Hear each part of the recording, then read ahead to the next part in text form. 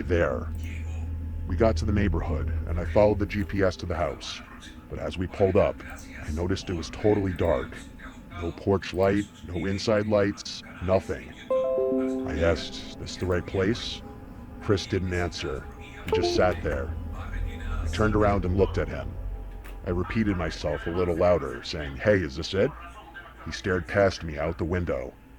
I repeated myself one more time, and finally he nodded. So I put the car in park and said, "Have a good night." He didn't move. He just sat there. So I asked again, "Are you good?" He finally reached for the handle and stepped out, but he didn't close the door. He just stood outside the car with the door open, facing the house. I sat there waiting. A few seconds passed, then 20, and then a full minute.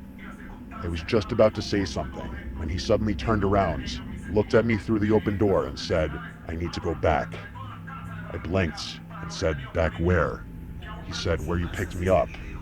His tone was flat with no emotion. I didn't know what to say. That was a 25-minute drive, and it wasn't like I could just reverse the trip. I told him he'd have to request a new ride, but he just stared at me. He begged me, saying, "Please, I need to go back." I told him again, "You need to request it through the app." That's when he said something that sent chills up my spine. He said, "I can't. They're not gone yet." My only response could be, "Who's not gone?" He didn't answer. He just stood there, still holding the door open, and I noticed he was breathing heavily. At that point, I started getting seriously uncomfortable. I said, "Look, I can't just start a new ride unless you request it." He stared for another second, then slowly backed away and closed the door. He walked toward the house, even though it was pitch black and looked empty. I waited until he got to the porch before I pulled off. The moment I turned the corner, I ended the trip in the app and started heading back toward downtown.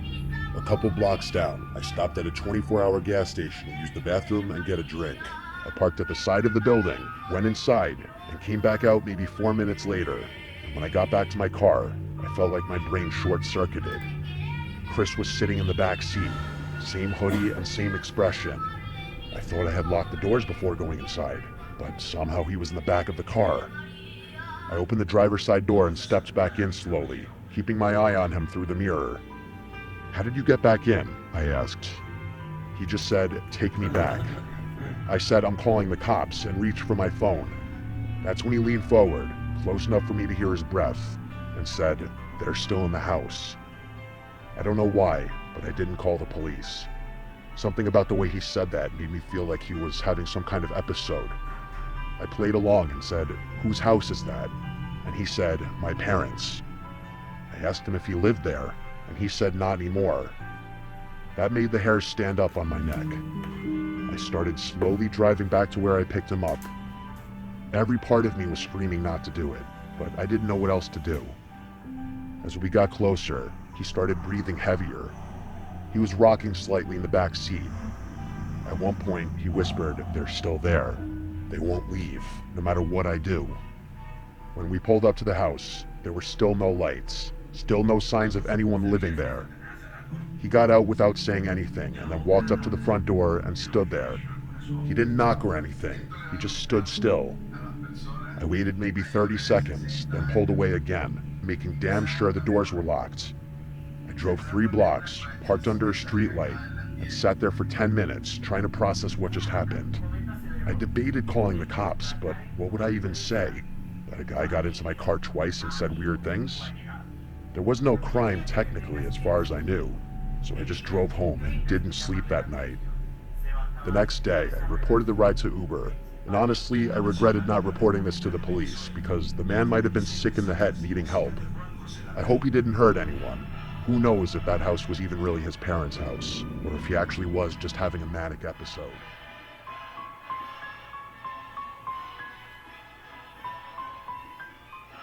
Back in 2020, when the pandemic was still causing all kinds of chaos, I started driving for Uber to make ends meet.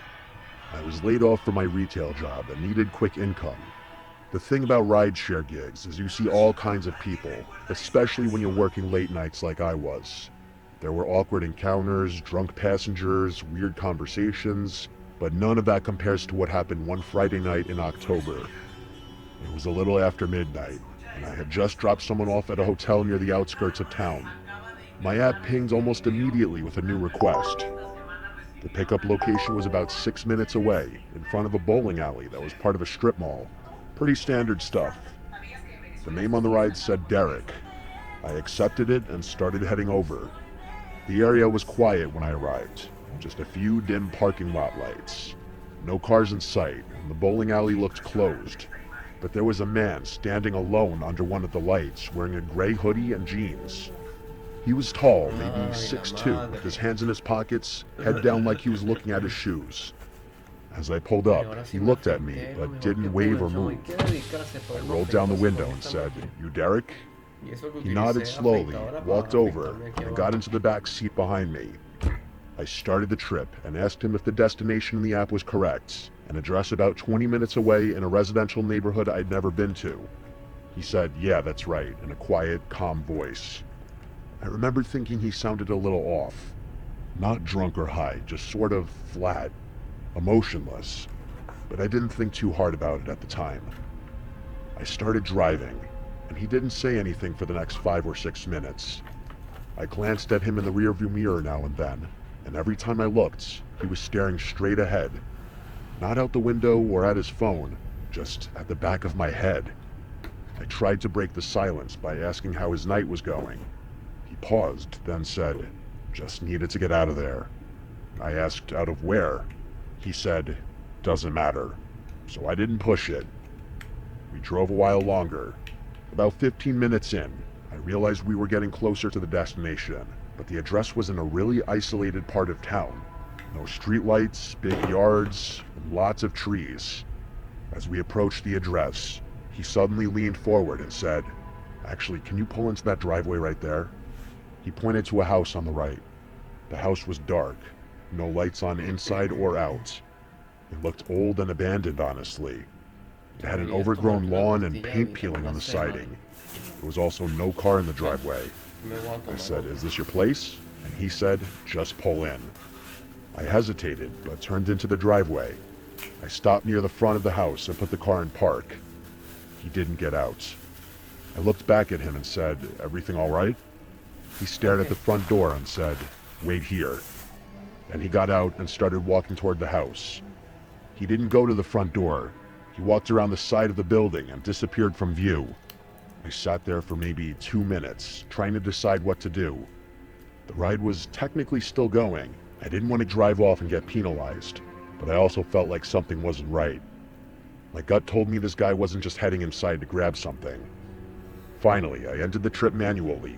I marked it as complete and started to back out of the driveway, but before I could shift into reverse, I saw him walking back toward the car, fast.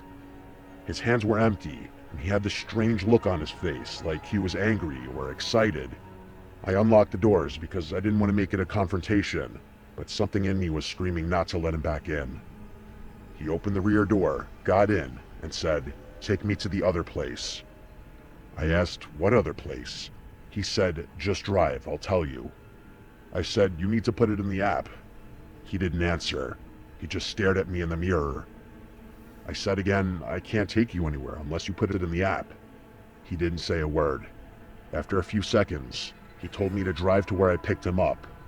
I didn't want to argue anymore, so I started heading back toward the strip mall. The whole way there, I felt this pressure in the car. He wasn't talking, but I could feel him watching me. The hairs on my arms were standing up. He was still staring at the back of my head. At one point, I tried to lighten the mood. I said, "Rough night?" He replied, "You could say that." I asked if everything's all right, and he said, "Not yet." I didn't ask any more questions. When we got back to the strip mall, I parked under the same light where I picked him up, but before I could say anything, he leaned forward and asked, "You ever wonder how you're gonna die?" I froze. I laughed awkwardly and said, "Not really something I think about." He didn't laugh. He just leaned back in his seat, and after a few seconds, he said, "I think about it all the time." Then he opened the door and got out without another word. He didn't close the door right away. He just stood there for a second, half in and half out of the car. Then he looked at me and said, "You picked the wrong guy up tonight." He shut the door and walked off into the darkness behind the bowling alley. I sat there for a minute, too shaken to move.